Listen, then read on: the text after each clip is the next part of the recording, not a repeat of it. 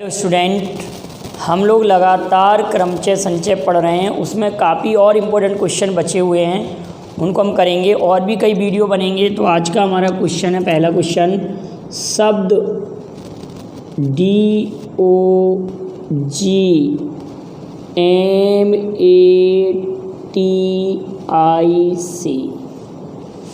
शब्द डॉगमेटिक के अक्षरों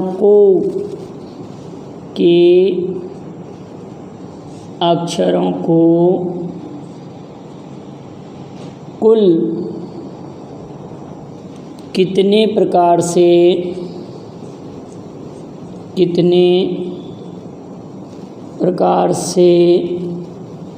लिखा जा सकता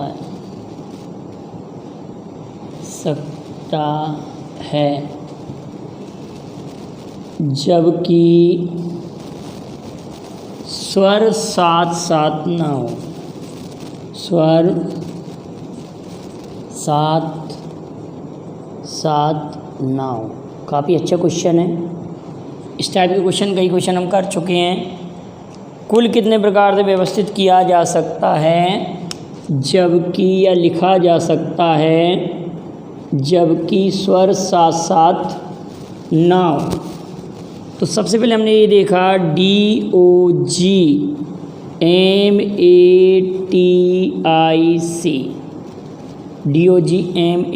DOGMATIC, डॉगमेटिक में हमने देखा कितने अक्षर हैं हमारे पास। अगर हम काउंट कर रहे हैं तो 1 2 3 4 5 6 7 8, तो टोटल कुल प्रकार बराबर फैक्टोरियल 8। कुल प्रकार हमारे पास फैक्टोरियल 8 हैं। तो फैक्टोरियल 8 का मतलब होता है 40 320। 40 320 कई बार हम सॉल्व कर चुके हैं। कुल प्रकार फैक्टोरियल 8 मतलब 40 320 हो जाएगा। अब जब स्वर साथ साथ हों, जब स्वर साथ साथ हों, स्वर साथ साथ, वैसे कई क्वेश्चन में सॉल्व कर लिए हैं। स्वर साथ साथ हों तो हम ये देखते हैं इसमें स्वर कौन कौन है। OAI ये स्वर है, और यहाँ पर DGMTC ये सभी व्यंजन हैं। ये स्वर हैं और ये व्यंजन है। तो 3 स्वरों को फैक्टोरियल 3 प्रकार से तो इनको अरेंज कर सकते हैं। लेकिन ये अक्षर हमारे पास 5 और इसको 1 मानेंगे 6, तो फैक्टोरियल 6। तो 3 की वैल्यू तो 3 × 2 × 1 6, तो ये लिख लिया। और फैक्टोरियल 6 की वैल्यू सभी लोग जानते हैं। फैक्टोरियल 6 को जब सॉल्व करेंगे तो फैक्टोरियल 5 में 6 का मल्टीप्लाई करेंगे तो फैक्टोरियल 120 × 6 12 6 के 72 720 ही हो जाएगा।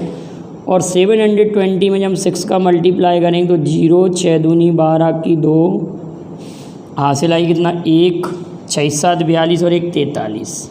तो ये हो जाएगा आपका 720 में जब इसका गुणा करेंगे तो 4320। जब स्वर साथ साथ हैं तो 4320 है। अब हम क्या करेंगे कि स्वर साथ साथ ना हो, स्वर साथ साथ ना हो, स्वर साथ ना हो बराबर क्या करेंगे 40 320 में, 40 320 में से हम 43 20 घटा देंगे। तो ये 0 ये 0 ये 0 और यहाँ पर कितना बचेगा 6 और यहाँ पर कितना बचेगा 3 36000। तो हमारे क्वेश्चन का आंसर आ जाएगा 36,000। क्वेश्चन का आंसर कितना आ जाएगा 36,000। क्लियर है। डॉगमेटिक DOGMATIC के अक्षरों को कुल कितने प्रकार से व्यवस्थित कर सकते हैं जब स्वर साथ साथ ना हो। कुल कितने प्रकार से व्यवस्थित कर सकते हैं तो 40 320। स्वर साथ साथ हों तो कितने प्रकार से व्यवस्थित कर सकते हैं 4320।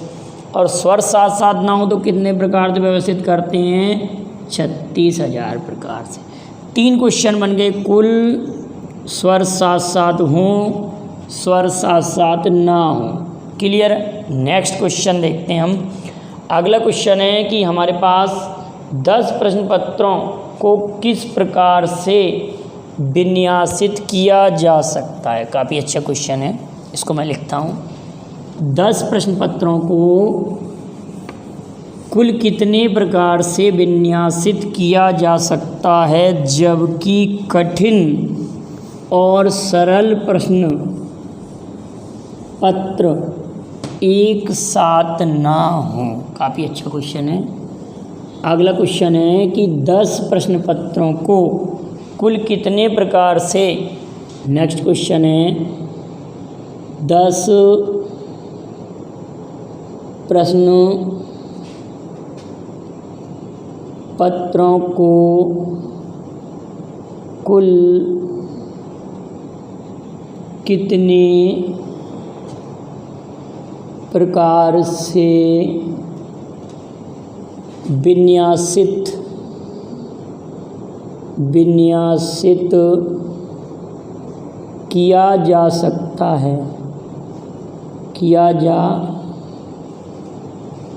सकता है,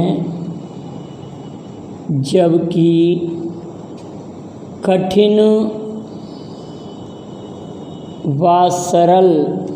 कठिन व सरल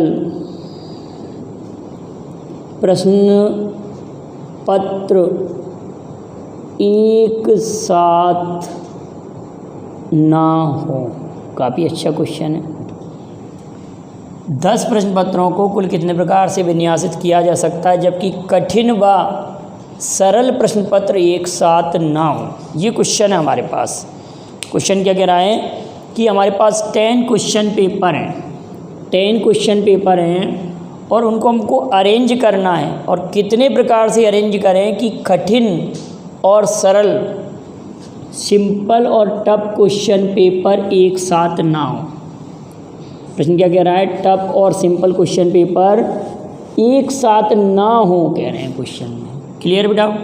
तो सबसे पहले तो 10 प्रश्न पत्रों को टोटल कितने प्रकार से अरेंज किया जा सकता है, तो फैक्टोरियल 10 क्वेश्चन पेपर को फैक्टोरियल 10 प्रकार से अरेंज कर सकते हैं। अब हमने ये कहा कि हमारे पास 10 क्वेश्चन पेपर हैं। क्वेश्चन पेपर एक ये हो गया क्वेश्चन पेपर Q1 और ये Q2, ये कठिन और सरल वाला हमने एक साथ ले लिया और शेष हमारे पास ये 8 बचेंगे इसमें। तो अगर मैं कठिन और सरल को एक साथ लूँ तो कठिन सरल जब एक साथ हैं, कठिन व सरल साथ साथ हैं, तब साथ साथ हैं तब प्रकार बराबर, कठिन और सरल साथ साथ हैं तब प्रकार बराबर। कितना प्रकार हो जाएगा जब कठिन और सरल साथ साथ हैं, बात हो रही है तो हम इन दोनों को फैक्टोरियल 2 प्रकार से अरेंज कर सकते हैं, लेकिन इन दोनों को एक मान के चलें और शेष ही 8, तो ये 8 और 1 इसको मानेंगे तो फैक्टोरियल 9। जब कठिन और सरल साथ साथ हैं तो ये कंडीशन बनेगी। लेकिन हमारा क्वेश्चन तो ये कह रहा है ना कि कठिन व सरल प्रश्न पत्र एक साथ साथ ना हो, तो हम क्या करेंगे, कठिन सरल साथ ना हो तब हम क्या करेंगे, फैक्टोरियल 10 में से फैक्टोरियल 9 इंटू फैक्टोरियल 2 सब्ट्रैक्ट करेंगे।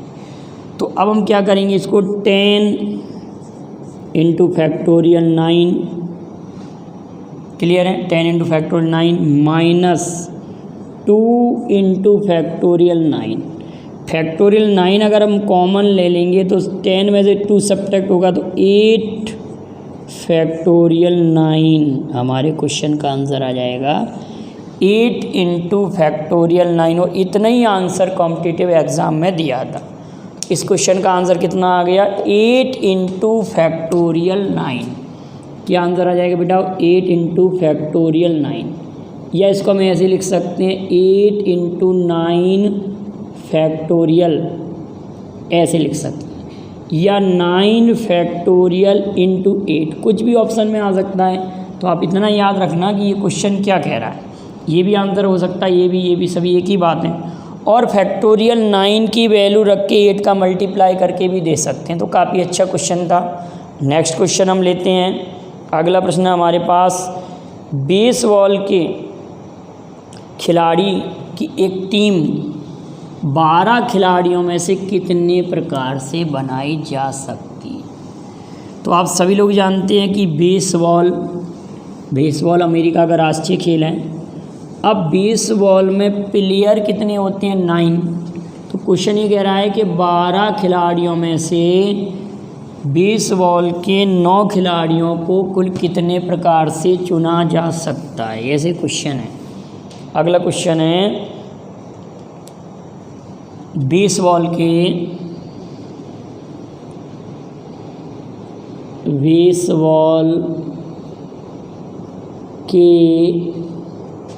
12 खिलाड़ियों में से 12 खिलाड़ियों में से बेसबॉल के 12 खिलाड़ियों में से 9 खिलाड़ी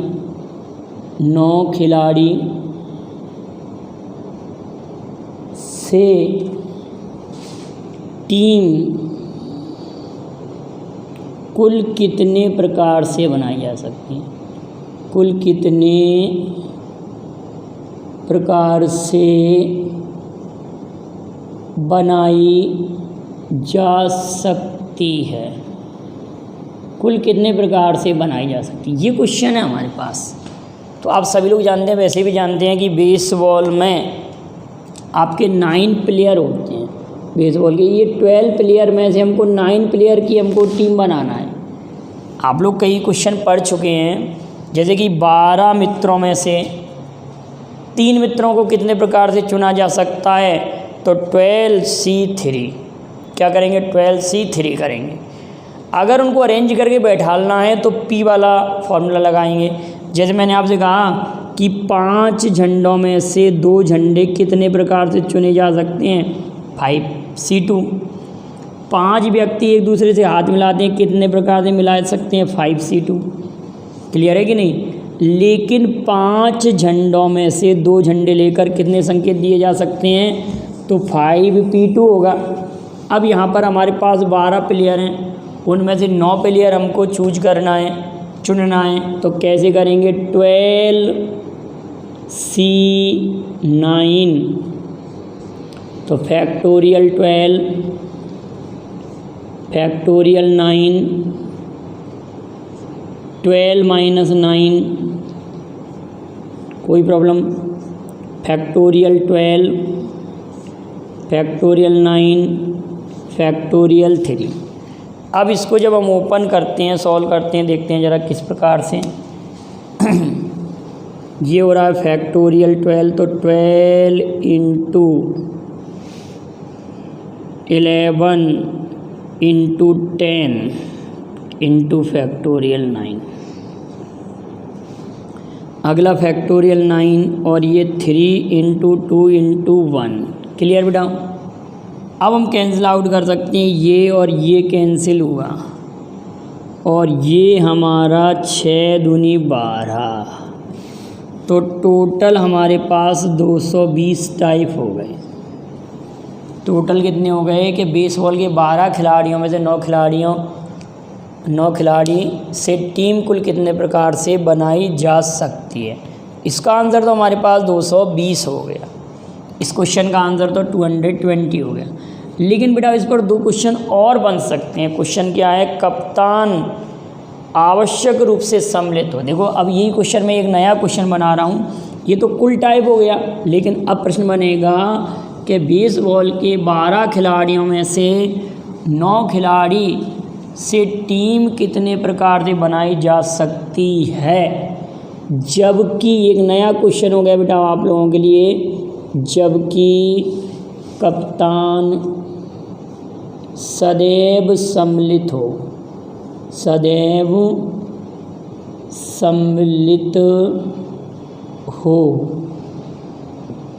एक नया प्रश्न बन गया अब आप लोगों के लिए क्या क्वेश्चन हो गया कि जबकि कप्तान सदैव सम्मिलित हो, तो एक प्लेयर तो ऑलरेडी हमको लेना है।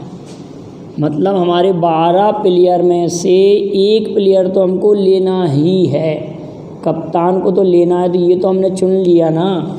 तो टीम में भी एक प्लेयर आ गया और टोटल प्लेयर में से भी एक प्लेयर कम हो गया। तो 11 में से अब हमको चुनना है केवल 8 प्लेयर को, क्योंकि एक टीम में ऑलरेडी आ चुका है कप्तान आ चुका है, तो टीम में एक प्लेयर तो हो गया है।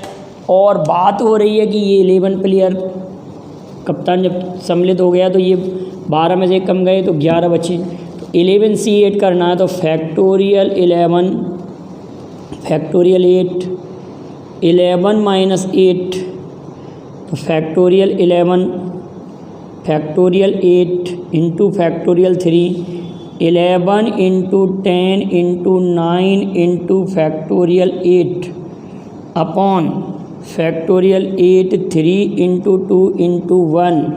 तो अब इसको कैसे कैंसिल आउट करेंगे, 3 3 जा 8 से 8 कैंसिल आउट, और ये 5 टाइम हमने 11 इंटू 15 तो 165। एक नया क्वेश्चन बना कि कप्तान सदैव सम्मिलित हो तो हमारी टीम कितने प्रकार से चुनी जाएगी, 165 टाइप से। एक और क्वेश्चन बन रहा है कि एक खिलाड़ी को चोट लगने के कारण सम्मिलित नहीं किया गया। अब एक नया प्रश्न बन रहा है, बिल्कुल सेम क्वेश्चन यही रहेगा, लेकिन लास्ट में हम लिख देंगे एक प्लेयर को चोट लगने के कारण सम्मिलित नहीं करना है। क्वेश्चन क्या कह रहे हैं, एक प्लेयर को चोट लगने के कारण सम्मिलित नहीं करना है, जबकि एक प्लेयर को, जबकि एक खिलाड़ी को कभी सम्मिलित नहीं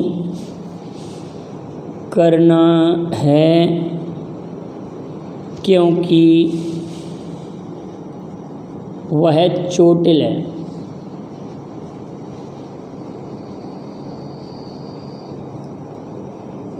चोटिल होने का अर्थ है कि उसको चोट लग गई है, इसलिए उसको हम सम्मिलित नहीं कर रहे। तो आप ये कहेंगे कि 11 प्लेयर में से, अब एक प्लेयर को तो लेने नहीं, तो 11 प्लेयर में से हम कितने को लेना है, 9 प्लेयर टीम में। तो फैक्टोरियल 11 फैक्टोरियल 9 11 माइनस 9, तो 11 into 10 factorial 9 upon factorial 9 factorial 2, factorial 2 का मीन्स 2, ये कैंसिल आउट होगा और ये कैंसिल हो जाएगा आपका 5 टाइम। तो हमारे क्वेश्चन का आंसर आएगा केवल 55, ओनली 55। अब एक क्वेश्चन का आंसर आपको कमेंट करना है। क्वेश्चन ये है कि बेसबॉल के 12 खिलाड़ियों में से, देखिए मैं लिख रहा हूँ एक नया क्वेश्चन आप लोगों के लिए, उसका आंसर आप कमेंट करिएगा कि 12 खिलाड़ियों में से 9 खिलाड़ी कितने प्रकार से चुने जा सकते हैं, जबकि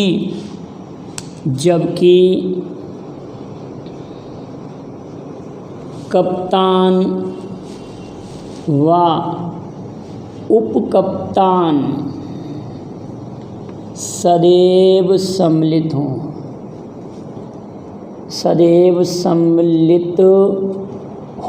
ये क्वेश्चन है, इसका आप कमेंट में जवाब भेजेंगे। बेसबॉल के 12 खिलाड़ियों में से 9 खिलाड़ी की टीम कुल कितने प्रकार से बनाई जा सकती है, जबकि कप्तान और उप कप्तान सदैव सम्मिलित हों, कैप्टन और वाइस कैप्टन ऑलवेज इंक्लूड हों। तो आप इस वीडियो को लाइक और शेयर कीजिए। Thank you very much. जय हिंद, जय भारत।